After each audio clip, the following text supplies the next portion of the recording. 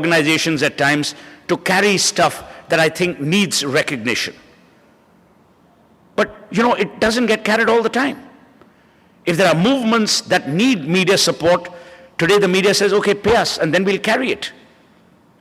So while the media can question the social responsibility norms of corporations, does it question its own social responsibility? And how does that social responsibility get played out? We're also not celebrating the real virtues of being Indian and Indianness, the Bharatiyata, as it were.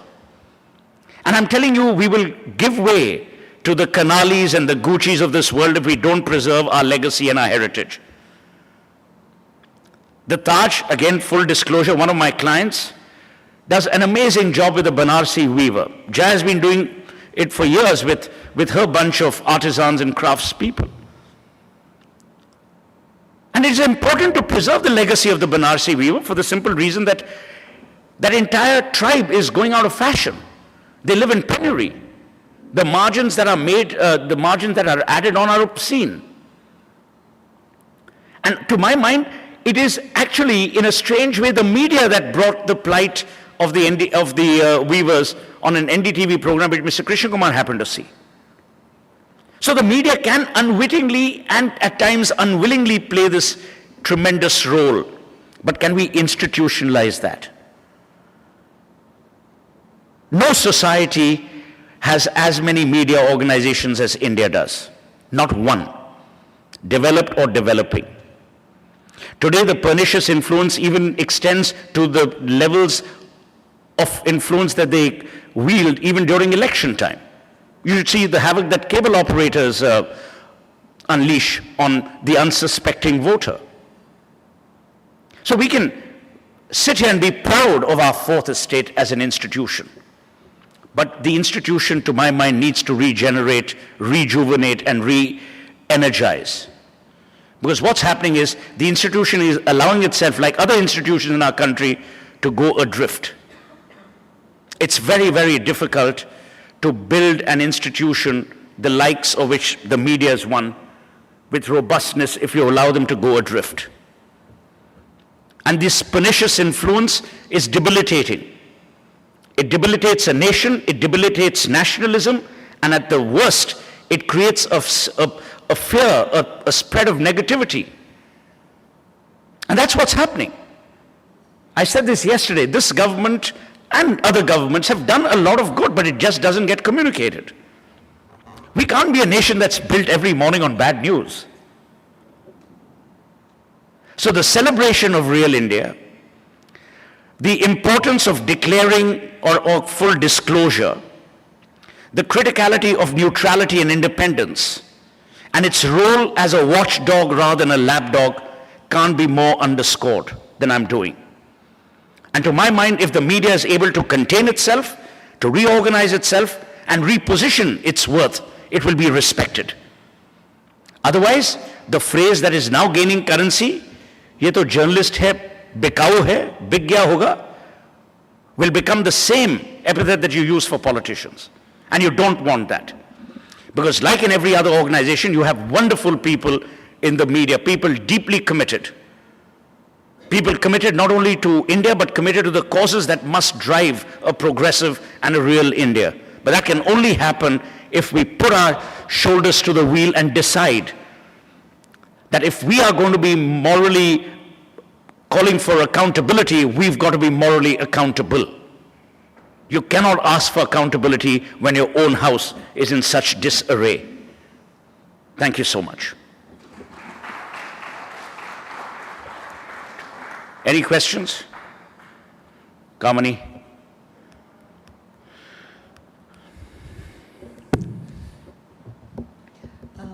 In marketing, we say that consumers vote with their feet and their wallets. So would it not hold true for media? If I don't agree with a particular editorial policy of a magazine, I'll stop buying it. And same thing for the channels. And it is said that people get the leaders they deserve. So are we getting the media that we deserve? No, that's the distinction. The media is not supposed to reflect marketing. The advertising in that media environment is supposed to be consumer fixated or consumer centric. The problem is that today we are fashioning the pages based on marketing considerations rather than on editorial. Did you read a newspaper today? Kamani? Okay. Well, if you do, I've often asked people, tell me, how many of you have read today's Times of India? What's the front page ad?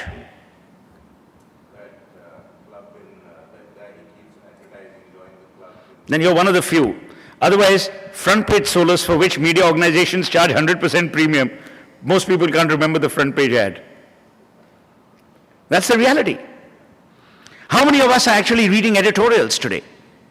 There was a time when we had middles in the Times of India. So you had 3 edit pieces. The first was serious, the second was satire, and the third was related to development or community. Gone. So you can argue that, today's consumer is in a rush, therefore he doesn't need the middle, he doesn't need an editorial. But surely that's not a decision that a consumer must make. What do you stand for as a media organization? Which are the kind of columnists you would want? And do you have disclosure of those columnists and their agendas? So it's pretty, opaqueness is good for reflective glass. It's not very good for media, especially when you're a media organization. Harry? Yeah, something you said that almost all media guys are making losses in India. There are very few guys who are making money. I was given to understand that to print a newspaper it costs about 15, 20 rupees by the time it's delivered to you, but the price is only 2 rupees. So obviously the revenue is coming from the ads and the other side. Don't you think that is going to have an influence on what the editorial comes? Or where do you think how deep is that, and what's the way out if an editor wants to have independence? Don't you think he loses his job if he tries to have over-independence and loses the advertising media, the revenue? But it's happened. I mean, you're right, it's happened. People have lost their jobs. But I'm saying you can't suddenly tell a Catholic priest that I want you to be a DJ at night in the same church because the church isn't getting enough money from its parishioners. I mean, the logic is you are in a pretty sanctified you're in a pretty sanctified role. It is called the fourth estate with a reason, with a purpose. There is a certain enhanced air of morality that is linked or indexed to it. And today's editors, I'm afraid, some of them have become businessmen because of the compulsions. And what has also happened is there are too many corrupt people in this country with easy money in the corporate world who can fund a newspaper. So what you're seeing is, you're seeing excessive competition. The pie is actually decreasing. For all of us who are virtuous about television appearances on English news channels, only 3% of television viewing in the news space. The rest is all language. And I can tell you, I don't want to take names, I'm already getting into so much bloody trouble. There were packages being offered by television companies for elections. So if your per column rate is, say, 100 rupees, you give us 2,000 rupees for that same during election, and we'll also give you advertorial or editorial support. This is the kind of nonsense that's going on. Where the hell is Kaju? Where the hell are these self-regulators of media? There are media groups which have instituted tariff cards for just election packages. You're not selling McDonald's combo meals. So you continue to do that, what will happen is, as Kamini said, forget consumer, you'll just be taken less seriously. I've always said, and I think it was Plato if I'm not mistaken, my belief about citizenship is slightly warped. You have 3 kinds of citizens: the enraged, the engaged, and the indifferent. Before independence, we were an engaged citizenry. We were engaged with the idea of a free India. When progress didn't happen after Nehruvian economics came into place and, license Raj and the more virtuous, clean goddess called Indira Gandhi came to power, we were then enraged. For the last 8 years or 6 years, we've become indifferent. That's the worst kind of citizenry to have. And you can't be an indifferent citizenry just like you can't have a non-engaged citizenry as far as the media is concerned. That engagement platform must exist. Jaya.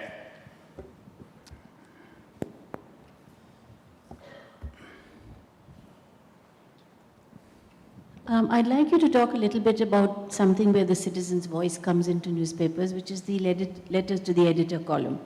Except for the Hindu, which usually likes to have letters on both sides of the picture, I find now more and more newspapers are in fact publishing letters which support their view and are very selected, and it's the same people whose letters are published all the time. And very often I have told my friends to respond to some ridiculous nonsense in the papers by writing in. They've done so, and it's a beautiful filtering effort. Nobody publishes those letters. Now, this is a very dangerous area where the citizen's voice is also being blocked off by the media, which is supposed to be free expression. So would you please talk about that here and elsewhere? I think that's a very important point. I know of only one editor in a mainline media environment, Vinod Mehta, who loves publishing letters which damn him. But other than that, I have not seen anyone with that kind of courage. B, other than a few of us, a handful of us, I don't think people are now even engaged with the art of writing letters to the editor. I find that in three pockets largely. I find that in the South, there's a lot of letter writing that happens in Bengal, and then there's a lot of letter writing that happens out of Bombay, but that's thanks to the Parsis. But otherwise, everyone else is not bothered. Jyoti. Thank you. I would like to know that in the press, to what extent is the right to freedom justified, and where live coverage is concerned of any incident? And is there any understanding or agreement on restraint amongst the media persons on this issue? Thank you. See, I have very radical views, but to hell with that. I'm a great believer that all this nonsense of sting operations and, undercover journalism is nothing but a marketing device to sell more copies. If you have the courage, you must expose yourself, because we're not in, a Sherlock Holmes land. As far as the freedom to report, I remember George W. Bush's first executive order on the 11th of September was that none of the media channels will show any body bags or bodies throwing themselves out of the World Trade Center. And that was an embargo that everyone followed. Till this morning, the UK press followed an embargo that none of the royals would be shown in disparaging terms until Murdoch broke that, condition, as it were. But I think the Indian media, to my mind, has been, by and large, pretty responsible and respectful in the first incident. When 26/11 happened and there was a lot of media reportage, and I'm aware of, the situation that you and the men you had under your command were in because of, actual footage being shown of helicopters, dropping troopers down and all that. I think post that there has been some kind of introspection within media organizations as to what to show and what not to show while an incident of that nature is playing out. But that apart, I don't think the Indian media has been irresponsible in terms of excessive probing or excessive rudeness. We are far, far better than the tabloid press in the UK, or for that matter in the United States. But then again, your second part about sting, and I'm not a believer in that. I think it's a waste of time and money. Thank you.